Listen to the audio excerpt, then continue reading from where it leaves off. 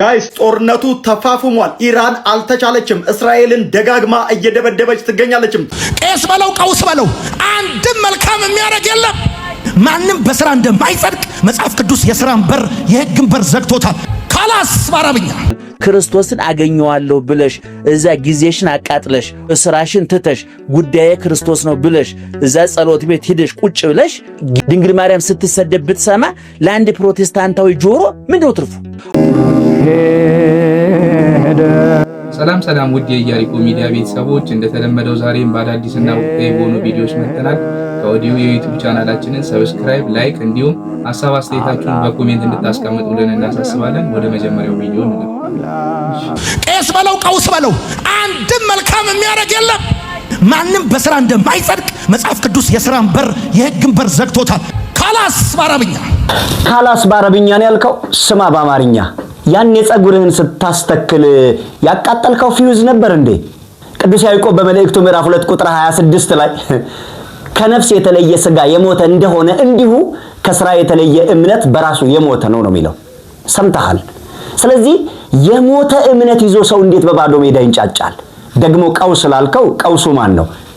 ቀውስ የተባለው እኮ ኢየሱስ ክርስቶስ ከድንግል ማርያም ሥጋን አልነሳም ብሎ ያስተማረ ሰው እኮ ነው። ከዚህ የበለጠ ቀውስ አለ እንዴ? ከሥጋዋ ሥጋ ነስቶ ከደሙ ደም ነስቶ የሚባል ታሪክ የለም። ኢየሱስ ከድንግል ማርያም ሥጋን አልነሳም ብሎ ከማሰብና ከማስተማር የበለጠ ምን ቀውስነት አለ ታዲያ? خلاص ጨረስን እኛም ባረብኛ። በነገራችን ላይ መጽሐፍ ቅዱስ በእምነት እንደሚዳን ይናገራል። ችግሩ በእምነት ብቻ የምትለዋ ናት። ስራንም አይጨምሩም እንደሱ ማለት ነው። ጌታችን መድኃኒታችን ኢየሱስ ክርስቶስም ሲመጣ መጨረሻ ላይ እምነቱ ሊከፍል ሳይሆን እንደየሥራው ነው ሊሰጠው የሚመጣው ማለት ነው። ስለዚህ ካላስ እኛም በአማርኛ ሐሳብ ሐዋርያው ቅዱስ ጳውሎስም በሮሜ እንዲሁም በገላትያ መጽሐፎቹ ላይ በስፋት የጠቀሰው ሐሳብ ነው። እንዲሁም ሮሜ 3:31 ላይ እንግዲህ ሕግን እንሽራለንን? አይደለም ሕግን እናጸናለን እንጂ ይላል። ወንድማችን አይ ቲንክ የሆነ ነገሮችን እየፈለገ የኛን አባቶች ለማጥቃት ምናምን ነው እንደዚህ አይነት ነገሮች የሚጠቀመው። በነገራችን ላይ አሁን እሱ ራሱ እኮ ከራሱ ጋር ነው የሚጋጨው። መልካም ወጣት ይላል። ሰው በእምነቱ ብቻ ነው መልካም የሚሆነው? እየሰራ አይደለ? እየሰራ መልካም የሆነ ወጣት ለማፍራት ነው እንትን የሚለው ነገር ነው። የማንቀውስ እንደሆነ በቀጣይ ቪዲዮዎቻችን እናሳያቸው። እስኪ እናንተም ደግሞ አይታችሁ ትፈርዳላችሁ።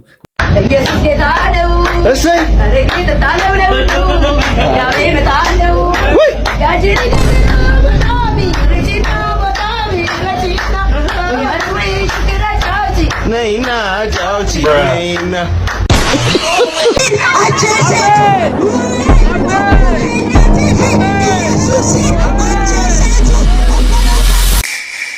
እንዲህ ያለ ጽድቅ ከሆነ ሲኦል ብንገባ ይሻልናል። ከዚህ በላይ ቀኝና ግራውን ያለየ ሕዝብ ምን አለ? ኢየሱስ ያድናል ይላል። ክርስቶስ ኢየሱስ በመሰረታት ቤተክርስቲያን አይኖርም። ታምራቱን ተረት ይላል። ክብረ ቅዱሳንን ይንቃል።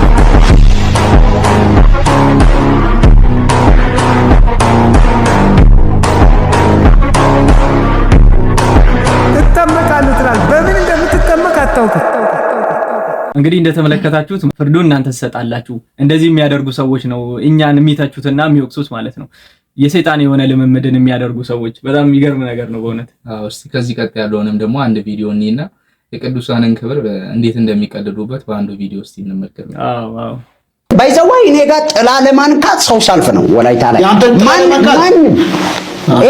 በቃ ምንም ውሸት የሌለው ማለት ምንም የታወቀ ጥላዬን ለማንካት የጃኬቴን ጫፍ ለማንካት በጣም በሚገርም በቃ ሰልፍ ነው። በሰልፍ ነው እያመጣው የሚጸልየው ሰው እየነካ ይሄዳል። እየነካ ይሄዳል እና የሕፃኗ ምስክርነት በጣም የሚገርም ሚራክል ነው የሆነው። ምንድነው የሆነው? እቺን ልጅ ሞቶር ይገጫታል። ፊስታ መንገድ ላይ ሞቶር ሲገጭ ተፈናጥረው ጎሮሮ ላይ ገባና ጠጠሩ ዘጋ። ጠጠሩ እዚህ ገባ ዘጋ። ቶና ሆስፒታል አዞሩ። ማስታገሻ እንጂ ምንም አልተገኘም። 6 ሳምንት ነው ልጅቷ በግሉኮስ ነው የኖረችው። ከዛ ብራቸውን ጨረሱ። ሕፃኗ አታወራም፣ አትበላም፣ አትጠጣም፣ ምንም ነገር ጎሮሮን ዘግታ የሚወጣም የሚገባ ያለ በግሉኮስ ነው ነገር ናትና መጣችና የወንድሜ ልጅ እንደዚህ ሆና ምናምን ከዛ እውነቴን ነው ማወራው። ጠጠር እንደገባ እነሱ ማለት ነው። ምግብ አትበላም፣ ገንዘብ አልቋል፣ ምንም አልቋል። ከሆስፒታል አውጥቷሉ፣ ገንዘብ አልቆ ሆስፒታል አልነገሯቸውም ጠጠር እንዳለ? አልነገረም። እኔ የሰማሁት አልተነገረም። እኔ ጋር መጣችና እንደዚህ የወንድሜ ልጅ ታማለ ዋው አርጌ ሰጣው። ልጅቷ ጠጠች አርጋ ጠጠሩን ተፋኝ። ጠጠሩ ወጣ። በፈጣሪ ከዚህ በላይ ምን አይነት ተረት አለ? በዛ ላይ አስበው ቱ ብሎ ነው መልኩን የሰጣት ማለት ነው። እኚህ ሰዎች ቅዱሳንን እኛ ስናከብር አሁን የመተቸት ሞራሉ አላቸው። እኔ ይገርመኛል። ስለ ተክልዬ ስለ ጻድቁ አቡነ ገብረ መንፈስ ቅዱስ ሲያወሩ እነዚህ ሰዎች ራሳቸው የሚሰሩትን መቼም ተክልዬ አባታችን ሶፍት እየተፈቱ እንደ ምራቅቱ ከዚህ በላይ ያው ክርስቶስን አስቀድሞ ምናምን እንተላላችሁ አይደለ? ይህ የራሱን በቃ በራሱ ምራቅ እየሰጠ ታምር ሰራው እያለ በዛ ላይ አንድ ማስቲካ ለሁለት በጣም አንፌር ነው። እንደዚህ አይነት ገድል የሚመስሉ ነገሮችን ራሳቸው እያደረጉ የኛን ገድሎች ግን ለመተቸት ሞራል ሲኖራቸው ለራሱ በጣም ያስቃሉ። በጣም በነገራችን ላይ ገድልን የሚቃወሙት እነሱ የራሳቸውን ገድል ለማጣፍ ይመስለኛል። እኛንን ገድልን ምንሰራ ሲጀመር ራሳቸውን ቅዱሳን እያሉ አይደል የሚጠሩት? ነብይ ነው ሲጀመር የተለየ ነገር አንጠብቅም። ያው ኦብቪየስ የሆነ ነገር ነው። እስቲ ወደ ሌላ ቪዲዮ እንለፍ። ካልበላህ ራሱ ወንጌል አይገባም። ያማል ፊልጵስዩስ ብለህ ፊልጵስዩስ የሚባል ብስኩት ባመጣልህ ነው የሚሻለው።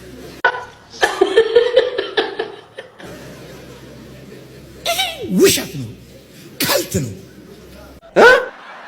ጭራሽ። እሺ ቢርበኝም ቢጠማኝም እኔ አንተን አመልካለሁ። ማምለካንም ትደፋለህ። ቢርበኝም እኔ ዘምር እንደ ይደክማል። ድፍት ነው የምትለው። ከዛ ዘመዶች ክብሪት ለኩሶ አፍንጫ ላይ ያደርጉላል።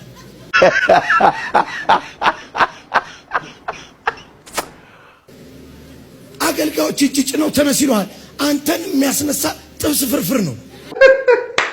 ኧረ ጉድ ነው።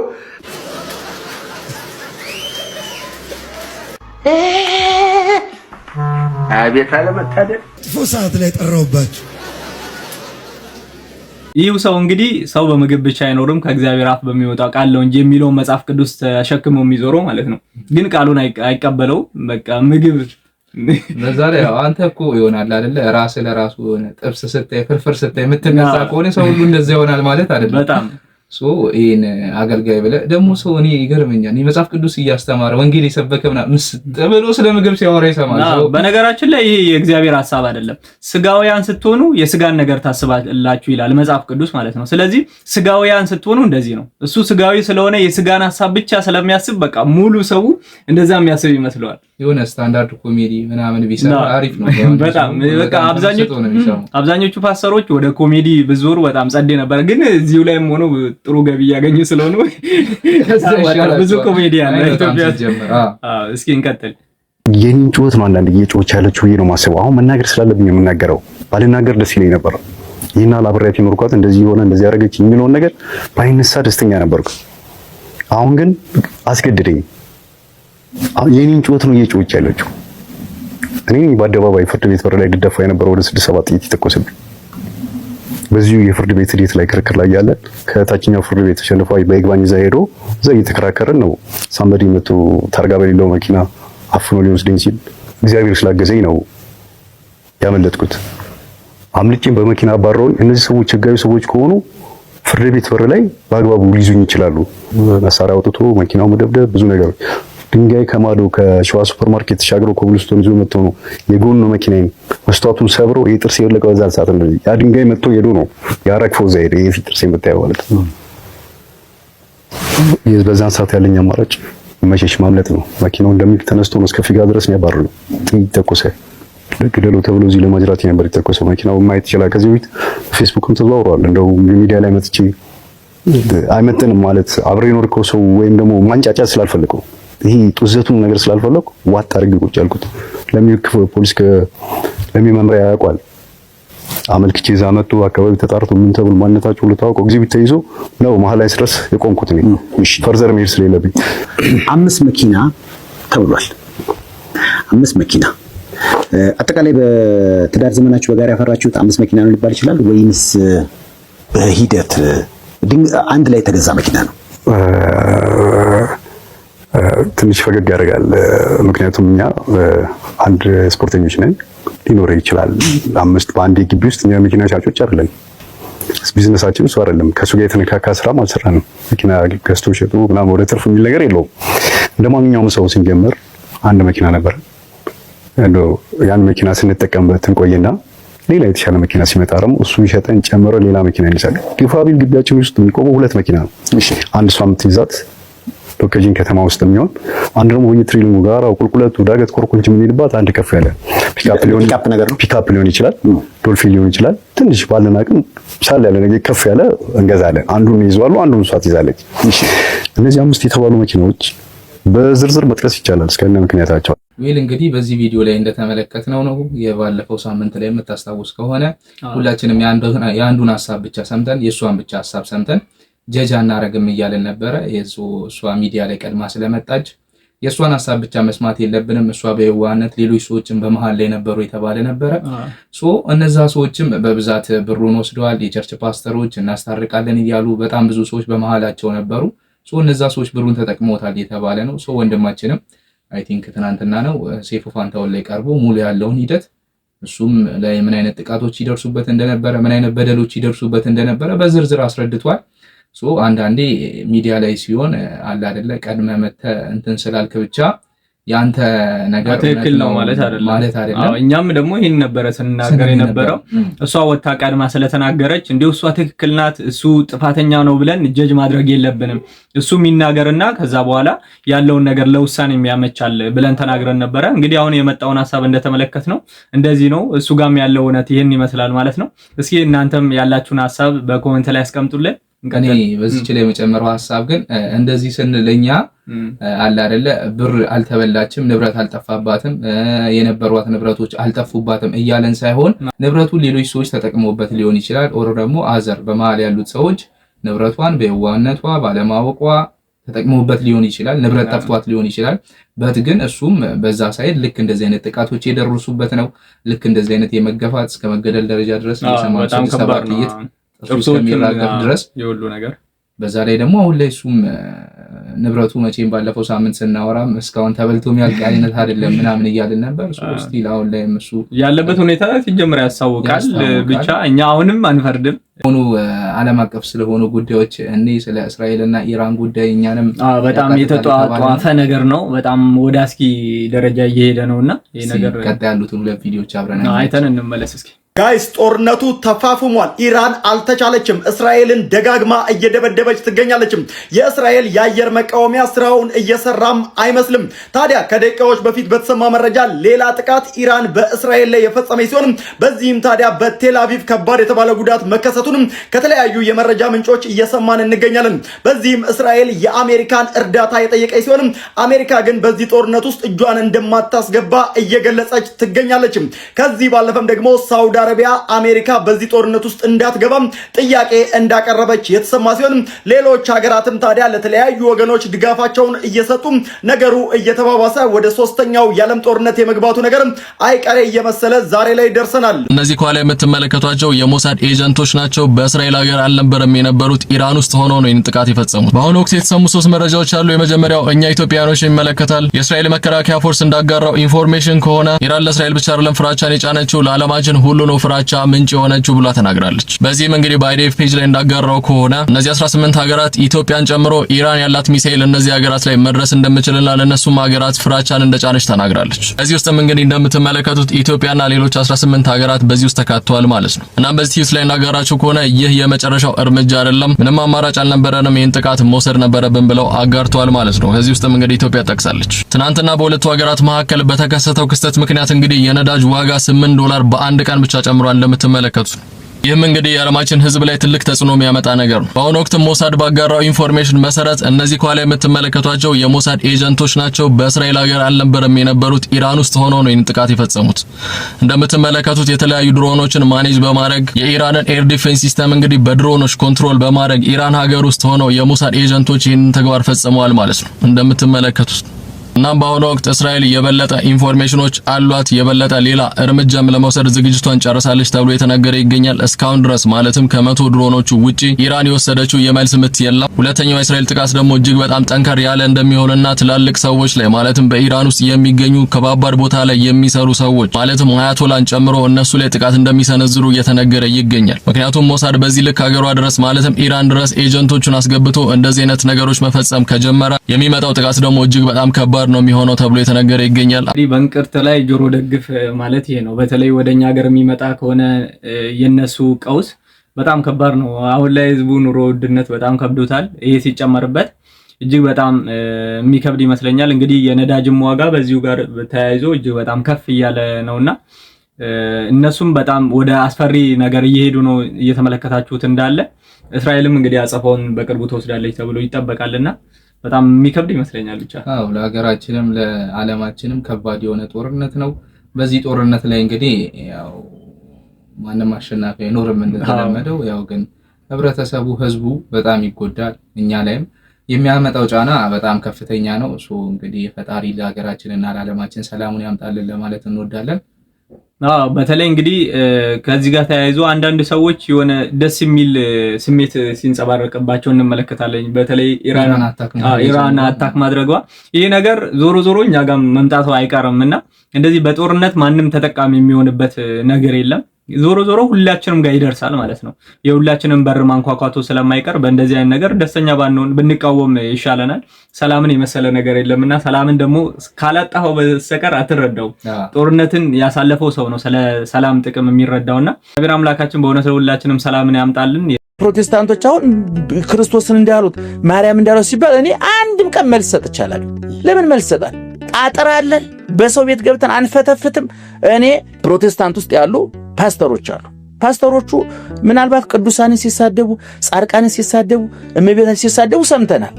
ይሄ በሶስት መንገድ ረዳዋለሁ እኔ። አንደኛ ትኩረት ለመሳብ አጀንዳ ለመሆን አንዳንድ ሰዎች መረሳት አይፈልጉም። ምክንያቱም ሐዲስ ኪዳን ውስጥ እኮ ጴጥሮስና ይሁዳ እኮ ዝናቸው እኩል ነው ታውቃለህ። ያሰቀለው ይሁዳም ዝነኛ ነው፣ ለክርስቶስ የተሰቀለው ጴጥሮስም ዝነኛ ናቸው። ዲያብሎስም ሚካኤልም እኩል ዝነኞች ናቸው። ታዋቂነት በዚህ ዘመን ብዙም ይፈጅ አይደለም። አንዳንዶቹ አጀንዳ ለመሆን ላለመረሳት ቅዱስ ጊዮርጊስን የተሳደባሉ፣ አቡነ ተክለ ሃይማኖት የተሳደባሉ። እኔ ፕሮቴስታንቱ ወንድሜ፣ ፕሮቴስታንቷ እህቴ በቅን መንፈስ የምጠይቅሽ አንቺ ክርስቶስን እሰማለሁ፣ ሕይወቴ ይለወጣል፣ ጎደሎ ይሞላል፣ እንባዬ ይታበሳል፣ ጥያቄ ይመለሳል፣ ስብራቴ ይጠገናል፣ ቁስሌ ይፈወሳል፣ ክርስቶስን አገኘዋለሁ ብለሽ እዛ ጊዜሽን አቃጥለሽ ስራሽን ትተሽ ጉዳዬ ክርስቶስ ነው ብለሽ እዛ ጸሎት ቤት ሂደሽ ቁጭ ብለሽ ጊዮርጊስ ሲሰደብ ብትሰሚ ላንቺ ምንድነው ትርፉ?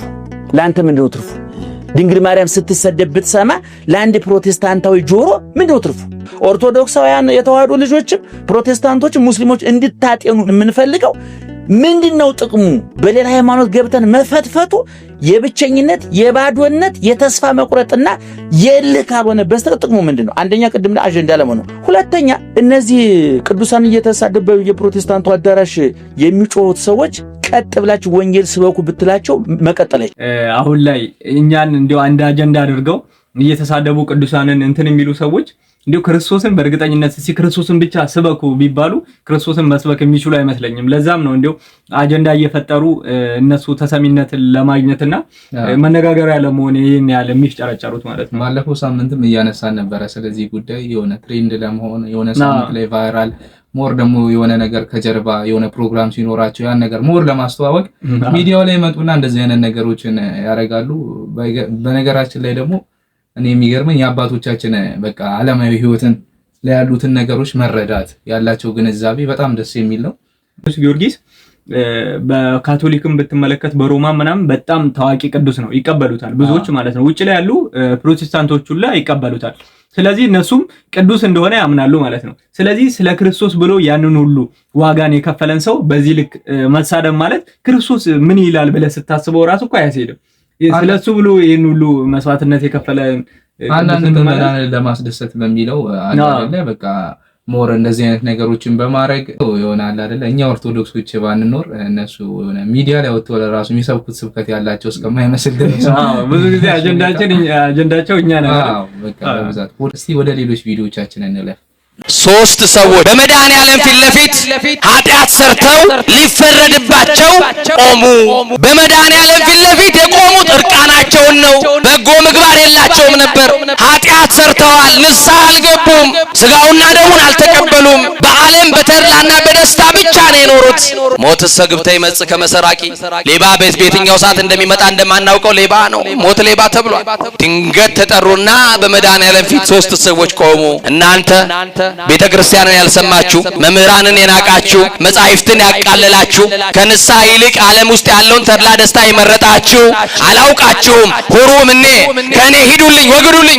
ለሰይጣንና ለመልእክተኞቹ የተዘጋጀውን ገሃነም ትወርሳላችሁ፣ ወደ ሲኦል ሂዱ አላቸው መድኃኒዓለም። አንደኛው ነፍስ የሲኦልን ደጅ ከፊት ያይ እሳቱ አይጠፋም፣ ትሉ አንቀላፋም፣ ወደዛ ውስጥ እንዴት ሆኜ ነው ምገባው እያለ እያነባ እያለቀሰ ምን አለ ቤተ ክርስቲያንን ብሰማት፣ ምን አለ መምህራንን ብሰማ፣ ምን አለ መጻሕፍትን ብሰማ እያለ እየተጸጸተ ተፈርዶበታልና ወደ ሲኦል ጉዞ ማድረግ ጀመረ። መድኃኒዓለም ግን በዙፋኑ ሆኖ ያየው ነበር፣ ይህን በምሕረቱ። ሁለተኛዋ ነፍስ አንቺ ሚጂ አለ። ሁለተኛዋ ነፍስ ግን ወደ መሬት ጎንበስ ብላ መሬቱን እያየች እንባዋን እርግፍ እያደረገች መሄድ ጀመረች። ሶስተኛዋም ነፍስ ተፈረደባት። አንቺ ሚጂ ወደ ሲኦል አላት መድኃኒዓለም። እሷ ደግሞ የሲኦልን በር አላየችም፣ መሬትም አላየችም።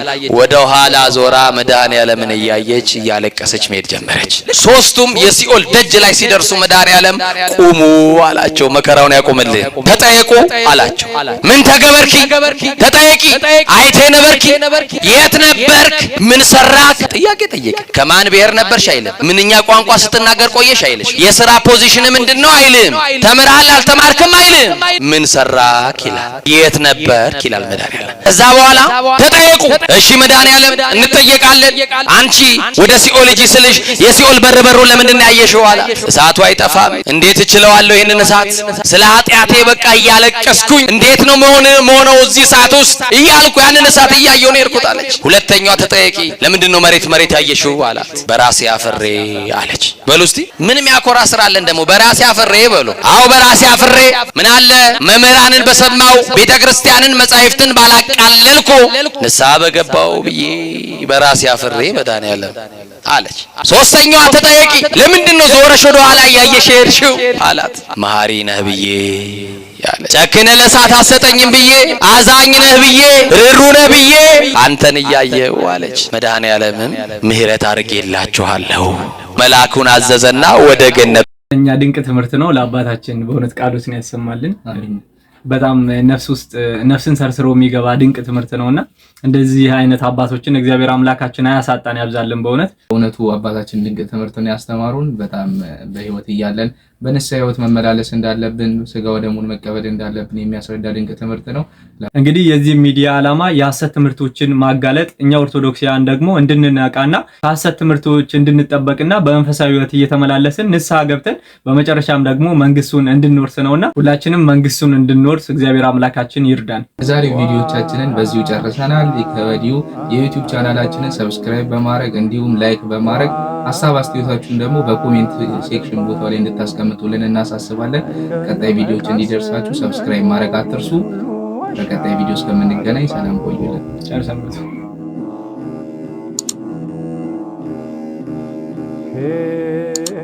ሄደ